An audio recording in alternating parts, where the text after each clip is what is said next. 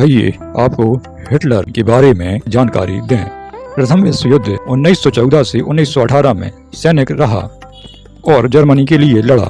युद्ध के बाद गहरी निराशा और राष्ट्रवाद का प्रभाव उस पर पड़ा।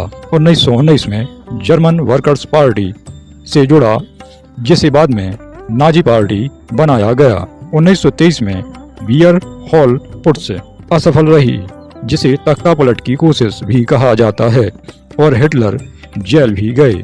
जेल में रहते हुए उसने माइन कैंप मेरा संघर्ष नामक पुस्तक लिखी। प्रथम विश्व युद्ध के बाद वायसराय की संधि ने जर्मनी को कमजोर कर दिया।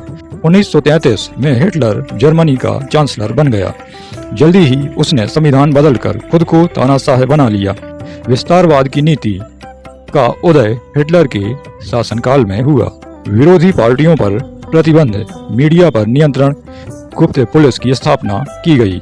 यहूदियों के खिलाफ कानून 1935 में कड़े बनाए गए और बाद में होलोकॉस्ट, लाखों यहूदियों की हत्या भी की गई। सैन्य विस्तार की बात करें तो 1936 में राइनलैंड पर कब्जा किया गया।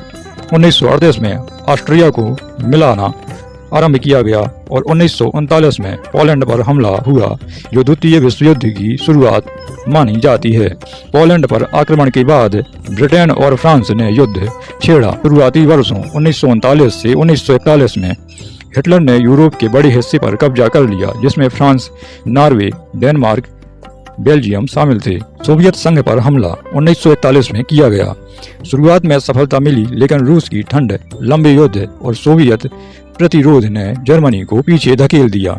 स्टालिनग्राद की लड़ाई 1942 से 1943 जर्मनी की बड़ी हार हुई। 1941 में जापान ने पर्ल हार्बर पर हमला किया। अमेरिका युद्ध में शामिल हो गया।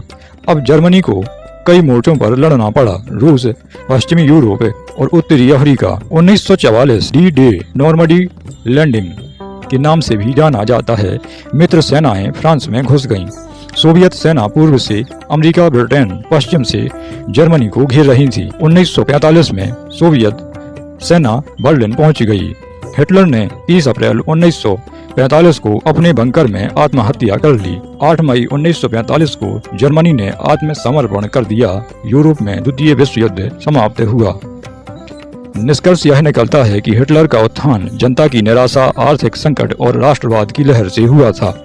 उसका पतन अत्यधिक विस्तारवादी नीति, रणनीतिक गलतियां और मित्र राष्ट्रों की ताकत के कारण हुआ। उनकी नीतियों से लाखों निर्दोषों की मौत हुई और दुनिया में भयानक युद्ध झेलना पड़ा।